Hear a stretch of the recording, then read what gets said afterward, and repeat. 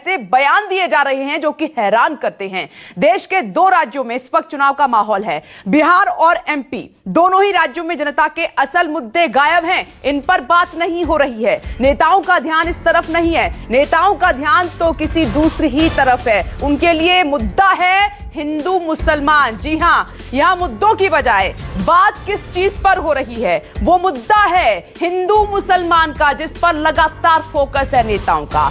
भगवान श्री राम पर फोकस है। आपको सबसे पहले बताते हैं कि मध्य प्रदेश में उठे हिंदू मुसलमान राग के बारे में। मध्य प्रदेश की शिवराज सरकार में कैबिनेट मंत्री उषा ठाकुर का एक विवादित बयान सामने आया है। मंत्री उषा ठाकुर ने कहा है कि मदरसे आतंक का अड्डा बन गए हैं। साथ ही उन्होंने कहा कि सारा कट्टरवाद, सारे आतंकवादी मदरसे में पले और बड़े हैं। मदरसे को मिलने वाली सरकारी मदद को रोक देना चाहिए, ये कह रही हैं मंत्री उषा ठाकुर। जरा सुन लीजिए आप। कौन सी संस्कृति पढ़ा रहे बंधु? यदि आप इस देश के नागरिक हैं तो आप देखिए कि सारा कट्टरवाद, सारे आतंकवादी मदरसों में पले और बड़े हैं। जम्मू कश्मीर को आतंकवादियों की फैक्ट्री बना के रख दिया था। तो ऐसे मदरसे जो राष्ट्रवाद से, जो समाज की मुख्य धारा से नहीं जोड़ सकते, उनको हमें समुचित शिक्षा के साथ जोड़कर समाज को सबकी प्रगति के लिए एक साथ आगे ले जाना चाहिए।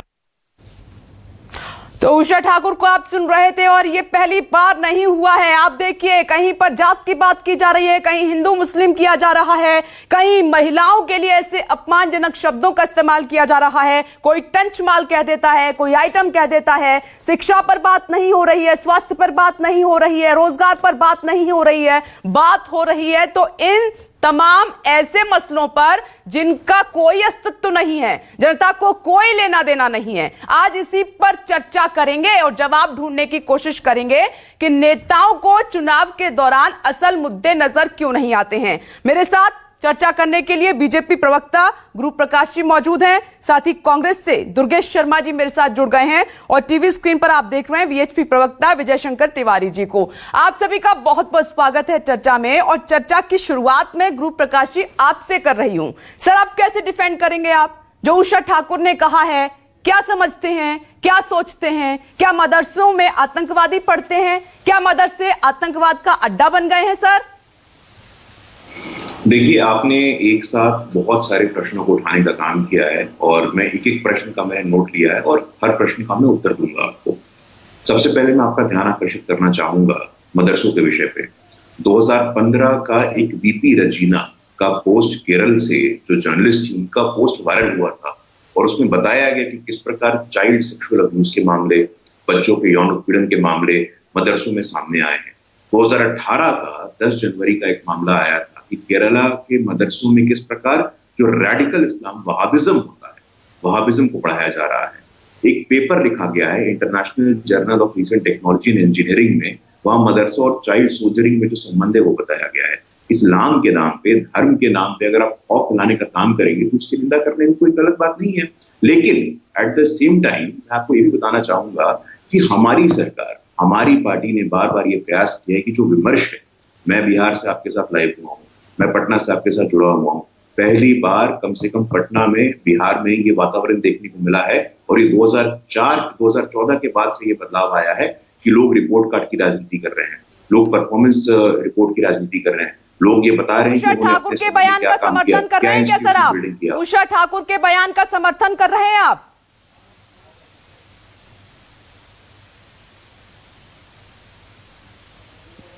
गुरु प्रकाश जी सामने आए हैं तो उस पर एक चर्चा या विमर्श क्यों ना हो? उसमें चर्चा विमर्श तो होनी चाहिए। सीधा सवाल है मेरा आपसे, क्या आप समर्थन कर रहे हैं उषा ठाकुर के बयान का? जवाब दे रहा हूँ।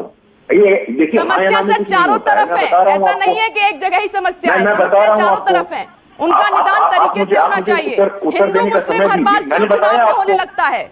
विकास पर क्यों बात नहीं होती है? कहाँ हो रहा है चुनाव में? क्या है ये सर? देखिए, कांग्रेस के जब नेता बोलते हैं, कांग्रेस नेता जब एक दलित नेत्री को बोलते हैं, क्या क्या शब्द बोलते हैं, मैं तो नेशनल टेलीविजन पे बोल नहीं सकता हूं। मैं सबकी बात कर रही हूँ सर, किसी एक की बात नहीं कर रही हूँ। लेकिन अभी उषा ठाकुर छोटी मोटी नेता नहीं है, मंत्री है सरकार में। उनका हर एक शब्द मायने रखता है। कमलनाथ भी मुख्यमंत्री थे, कमलनाथ भी छोटे मोटे नेता नहीं, कमलनाथ भी मुख्यमंत्री थे मध्य प्रदेश के। जवाब दूंगी, दुर्गेश शर्मा जी मेरे पास साथ मौजूद हैं चर्चा में, वो जवाब देंगे, लेकिन आप मेरे सवाल का जवाब दीजिए ना। मैं आपके सवाल का जवाब दे रहा हूं कि 2015 में वीपी रेजिना का मामला सामने आया, 2018 में केरल में मदरसों में वहाबिज्म का मामला सर, आप सारी बातें कह रहे हैं लेकिन मेरे सवाल का जवाब नहीं मिल रहा है। मैं गुरु प्रकाश जी लौटूंगी आपके पास। दुर्गेश शर्मा जी आपके पास में आ रही हूं। दुर्गेश शर्मा जी, क्या चुनाव जब नजदीक होता है तो क्या ऐसे ही वोट हासिल किया जाएगा सर, कि कोई बोल देगा आइटम, कोई बोल देगा टंचमाल? अब ये मैडम कह रही हैं कि मदरसों में पढ़ते हैं आतंकवादी, अड्डा बन गया है, क्या ऐसे ही जनता का वोट हासिल किया जाएगा सर?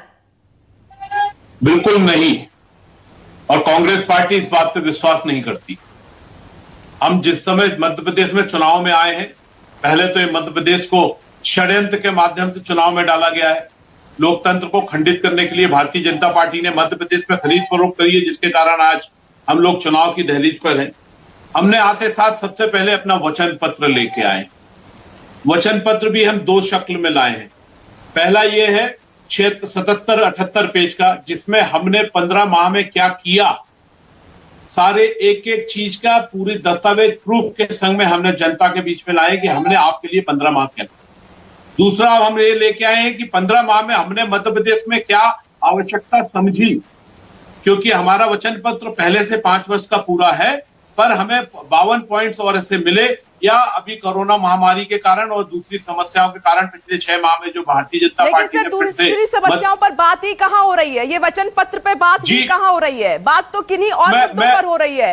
हिंदू मुस्लिम और महिलाओं के लिए शब्द इस्तेमाल कीजिए, आइटम बोल दीजिए। मैं बिल्कुल उसी पे आ रहा हूं। जिस समय हम वचन पत्र के संग जनता के बीच में आए हैं तो भारतीय जनता पार्टी में घबराहट पैदा होगी। भारतीय जनता पार्टी जानती है कि मध्य प्रदेश के अंदर जो बिकाऊ वाला मामला हुआ है, जो लोकतंत्र को गद्दारों ने खरीदा बेचा है, उसका जवाब इनके पास नहीं है। और 6 माह में जो आटे का पैकेट 10 किलो का पैकेट गरीबों में 8 और 7.5 किलो का बांटा है, जिस तरीके से कोरोना में मध्य प्रदेश में मौतें हुई हैं, जिस तरह ऑक्सीजन की कमी के कारण मध्य प्रदेश परेशान हुआ है, इसका जवाब भारतीय जनता पार्टी के पास है। गद्दार सब भाग रहे हैं जवाब देने से, इसलिए पूरे चुनाव का रुख बदलना चाहते हैं। बैठकर ये काउंट करा रहे हैं सर, जब रैलियों में होते हैं, चुनाव प्रचार करते हैं, तो वहां पर इन बातों को क्यों भूल जाते हैं? वहां पर मर्यादाओं को क्यों तार कर दिया जाता है? बिल्कुल नहीं करा जाता। पूरी रैलियों में हर चीज का हम यही, जो मैं आज आपके बीच में बैठ के बात कर रहा हूं, मेरे नेता सभी जाके सारी रैलियों में इस बात को रखते हैं। पूरी रैली के अंदर कोई एक शब्द पूरी रैली का या पूरी स्पीच का नहीं होता। सर सीधी सी बात है, जब ऐसे नेताओं को, ऐसे मंत्रियों को आप डिफेंड करेंगे तो उनको बल मिलता है, कैसे उन्हें अपनी गलती का एहसास होगा। मैं लौटूंगी इस बीच, एक और बड़ी खबर सामने आ रही है। अब बात बिहार चुनाव की होगी। कल बिहार चुनाव में यूपी के सीएम योगी आदित्यनाथ की एंट्री हुई, सभी ने देखा। योगी आदित्यनाथ ने कैमूर की एक जनसभा में भगवान श्री राम का जिक्र किया। उन्होंने कहा कि बीजेपी ने श्री राम का भव्य मंदिर बनाने का जो वादा किया था उसे पूरा किया है। सुनिए जरा सीएम को। मैं भगवान राम की जन्मभूमि से आया हूं और रामगढ़ की धरती पे आया हूं।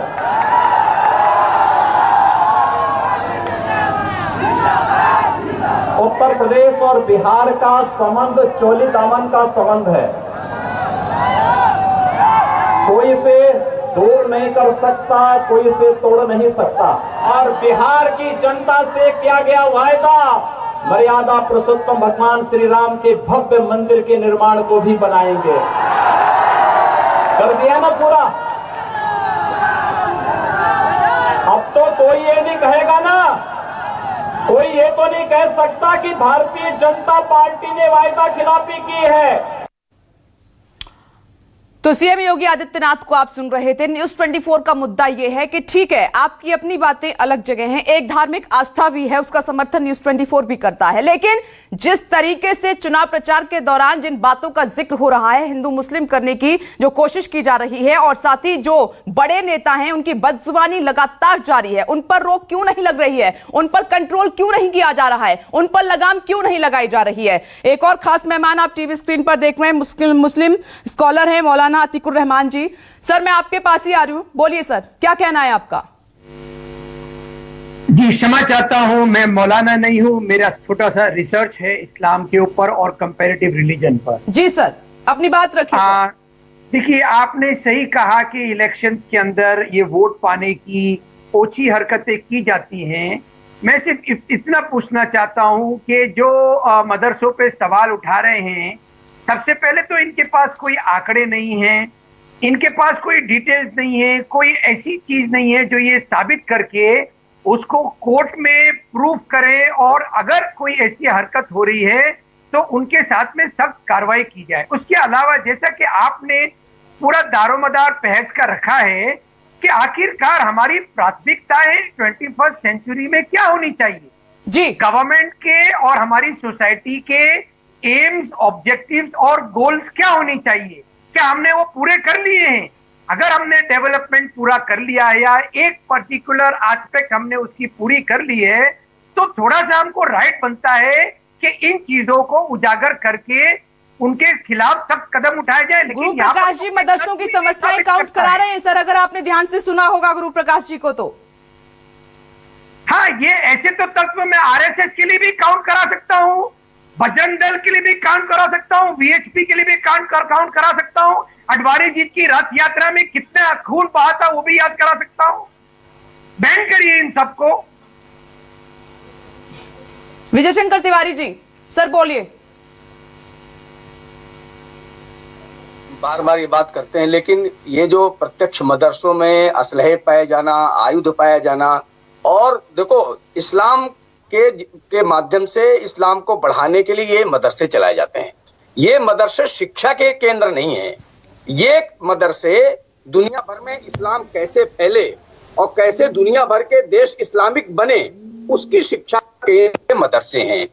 और आपको ध्यान में आया है कि सऊदी अरबिया से और ये भारत की एजेंसियों ने निकाल कर दिया है, इन्होंने प्रमाण मांगना शुरू किया है कनाडा से, सऊदी अरबिया से, करोड़ों रुपए मदरसों के लिए भारत में आते हैं। ये भारत की एजेंसियों ने प्रमाणित किया है। तुकुर रहमान जी, आज मेरे पास आंकड़े अभी नहीं है, लेकिन वो भी हम दे सकते हैं। और कैसे कैसे बिना जो विद्यालय चल ही नहीं रहे, जो मदरसे चल ही नहीं रहे, उनके नाम भी यहाँ पर पैसा आता है। और ये सारा का सारा पैसा वहाबिज्म बढ़ाने के लिए, कट्टरपंथिता बढ़ाने के लिए, इस्लामिकता को बढ़ाने के लिए, उसके लिए प्रयोग होता है। और जो मंत्री ने बोला है, मुझे लगता है एक भी शब्द गलत नहीं बोला उन्होंने कहा कि इन मदरसों का प्रयोग देश के विकास की शिक्षा में होना चाहिए, मानवता को पढ़ाने के लिए होना चाहिए। क्या उषा ठाकुर के बयान का आप समर्थन कर रहे हैं? फिर मैं पढ़ के बता देती हूँ उन्होंने एग्जैक्टली क्या बोला है सर।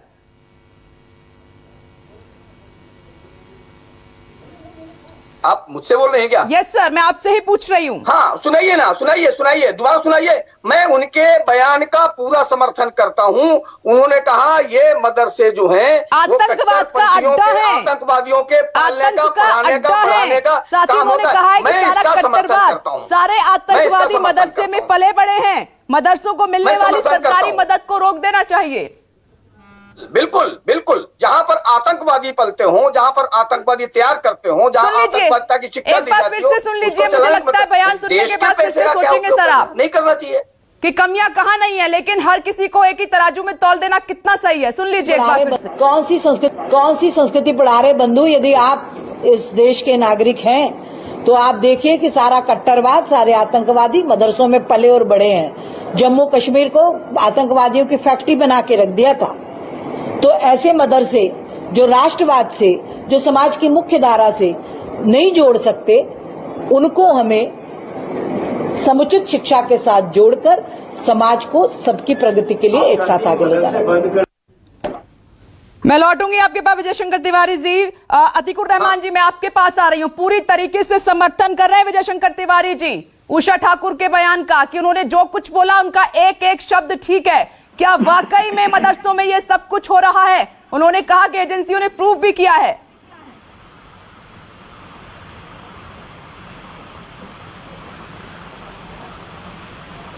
कोई आंकड़े लेकर बैठे नहीं है। देखिए, अगर आंकड़ों की बात करें तो बहुत सारे ऐसे ऑर्गेनाइजेशन हैं दोनों तरफ से जिनके ऊपर उंगली उठाई जाती है, सवाल उठाए जा सकते हैं। विजय शंकर तिवारी जी सऊदी की फंडिंग की बात कर रहे हैं, अगर वो फंडिंग आई है और अगर गलत तरीके से फंडिंग का इस्तेमाल हुआ है तो 6 साल हो गए आपकी सेंटर के अंदर सरकार के, कितने तत्व पेश हुए पार्लियामेंट के अंदर, इसके ऊपर व्हाइट पेपर क्यों नहीं आया अभी तक? इसीलिए मैं आपको बता रहा हूं कि सिर्फ और सिर्फ इलेक्शन के वक्त में ये जुमला आपको याद आता है, सिर्फ लोगों को डिवाइड करने के लिए, हिंदुओं को मुसलमानों के खिलाफ भड़काने के लिए, क्योंकि यही एक ऐसा जरिया है जिससे आप हिंदू ये चाहते हैं कि सारे के सारे हिंदू हमारे हिंदुत्व में तब्दील हो जाएं। चलिए, आप कह रहे हैं कि चुनाव जब नजदीक होता है तभी इस तरीके की बातें होती हैं, इसी तरीके के बयान दिए जाते हैं। और साथ ही आपने आंकड़ों का जिक्र किया, और ये आंकड़े ना तो गुरु प्रकाश जी के पास है और ना ही विजय शंकर तिवारी जी के पास है। मैं आपके पास आ रही हूँ, दुर्गेश शर्मा जी। दुर्गेश शर्मा जी, आप उंगली उठा रहे थे, बोलिए जल्दी से, अपनी बात रखिए सर। मैं कहता हूँ हाथ कंगन को आरसी क्या, पढ़े लिखों को फारसी क्या। अभी आसाम की सरकार ने विधिवत नवंबर से मदरसों में जो पैसा दिया जाता है वो बंद कर रही है। ये प्रमाण है, और बिना प्रमाणित कुछ नहीं होता है। इनको सैकड़ों बार प्रमाण दिया है हमने, सैकड़ों बार प्रमाण दिया है। तो सर, और इसका मतलब ये है कि अरे सुनिए अतकुर रहमान जी, अगर आप इनकी काली करतूतों को छिपाएंगे तो वो आप भी उसी पंक्ति में खड़े हो जाएंगे। आपने तो कंपैरेटिव अध्ययन किया है, तो मैं कहता हूँ उस लाइन में खड़े होने के बजाय आप हमारे साथ खड़े होइए और हमारा समर्थन करिए कि मदरसों में कट्टरपंथीता सिखाई जाती है और भारत को इस्लामिक बनाने के प्रयास किए जाते हैं। और उनको अरेस्ट नहीं करने दिया था। नाला सुपारा के आप आरएसएस शाखा में आर्म्स कितने पकड़े गए थे? वहां की इंक्वायरी कभी नहीं पकड़े गए, कभी नहीं पकड़े गए, कभी नहीं पकड़े गए, कभी नहीं पकड़े गए, कभी नहीं पकड़े गए। अतुर रहमान, अनावश्यक ले आना ये आप लोगों की आदत है, लेकिन कभी नहीं पकड़े गए। पुलिस को अरेस्ट तक करने नहीं दिया था उन लोगों को आरएसएस शाखा में। रहमान कभी नहीं पकड़े गए। हर विजयादशमी को हमारे देश में शस्त्र पूजन की परंपरा है, वो हम शाखाओं में करते हैं, हर साल करते हैं। पकड़े गए आरएसएस शाखा के अंदर। विजय शंकर जी, अतीकुर रहमान जी, सर मैं यही कहूंगी कि अगर कोई गलत बयान दिया गया, देखिए सर, कमियां चारों तरफ हैं, मिलकर उनका समाधान होना चाहिए, ना कि नेता कुछ भी बोल देंगे जो कि नुमाइंदे हैं, मंत्री हैं, ऐसे शब्दों का तो कम से कम समर्थन मत कीजिए। सर मैं लौट रही हूं, मेरे साथ चर्चा में आरजेडी नेता फैजल अली जी भी जुड़ गए हैं। फैजल अली जी, मैं आपके पास आ रही हूं, सर देरी से जुड़े हैं। आज हम चर्चा इसी बात पर कर रहे हैं कि जब चुनाव नजदीक होते हैं तो नेता ये विकास के मुद्दे क्यों भूल जाते हैं, क्यों हिंदू मुस्लिम करने लगते हैं? देखिए, बहुत स्पष्ट बात है कि भारतीय जनता पार्टी के पूरे चुनाव कार्यक्रम की ये परिपाटी रही है कि जब उनके पास कहने को कुछ नहीं होता है, टेबल पर ब्लैक एंड व्हाइट वो कुछ नहीं दिखा सकते हैं कि ये उनके 5 साल या 6 साल या 15 साल की उपलब्धियां हैं, तो वो हिंदुस्तान, पाकिस्तान, मुसलमान और मदरसे को बीच में लेके आते हैं। ये उनकी हताशा को परिलक्षित करता है और दर्शाता है। आप ये बताइए कि अगर आप मदरसे को लेकर के इस तरह की बात कर रहे हैं, आप कीजिए। 6 साल से आपकी सरकार है। मैं बहुत ही संजीदगी से सवाल कर रहा हूँ। 6.5 साल से केंद्र में 56 इंच की छाती वाले प्रधानमंत्री की सरकार है। किसने उनको रोका है कि सारे मदरसों की छानबीन कर ली जाए, और उसके बाद अगर किसी में भी इस तरह की बात, जिस तरह का आरोप लगाया है आज मंत्री महोदया ने, और उस तरह की बात अगर पाई जाती है, उसका उनको बंद कर दीजिए। लेकिन ये है नहीं, इसलिए कि मदरसे में जो हमारे समाज के सबसे निचले दर्जे के जो लोग हैं बेचारे, वो जाते हैं पढ़ने के लिए। मदरसों की जो सेवा है भारत को साक्षर बनाने में, देखिए सर, हर पार्टी में कोई ना कोई ऐसा मंत्री नेता बैठा हुआ है जो शब्दों की मर्यादा को तार करता है और डिफेंड करने के लिए नेता आ जाते हैं। गुरु प्रकाश जी बोलिए, जरा जवाब दीजिए फैजल अली जी की बात का। फैजल अली जी की बातों को हमने ध्यानपूर्वक सुना, और जिस प्रकार चुनाव में हम लोग आमने सामने भी हैं, और आप नारों के आधार पर देख लीजिए कि कौन मुद्दों पर आधारित विमर्श करना चाहता है, कौन विचारों पर आधारित विमर्श करना चाहता है, और कौन व्यक्ति आधारित विमर्श करना चाहता है। भारतीय जनता पार्टी जहां 2020 के विधानसभा चुनाव में जन की पुकार आत्म पर बिहार स्मारक जा रही है, वहीं राष्ट्रीय जनता दल तेज रफ्तार तेजस्वी सरकार जैसे मूर्खतापूर्ण भरे हुए नारे के साथ चुनाव में जा रही है। ये साफ तौर पर दर्शाता है कि भारतीय जनता पार्टी मना करता है, बात कीजिए ना शिक्षा की, बात कीजिए ना विकास की, बात कीजिए ना रोजगार की, कम से कम जरा इन नेताओं को तो बोलिए कि बच कर रहे हैं, ऐसे शब्दों का इस्तेमाल तो ना करें। मैं देर से जुड़ा हूँ, मुझे बोलने दीजिए प्लीज। मैं देर से जुड़ा हूँ, मुझे ऐसा है कि सबको बोलने का समान अवसर मिलना चाहिए। सबको बोलने का हाँ बिल्कुल मिलना चाहिए, मैं चाहता हूँ लेकिन ये मुझे नहीं मिला है। मैं बोल रहा था बात हो नहीं, आपने भी एक बार बोला, हमने भी एक बार बोला, आपने भी एक बार बोला, हमने भी एक बार बोला। भैया ऐसा क्यों आरोप लगा रहे हैं कि आपको नहीं मिला है? एंकर बता सकती हैं।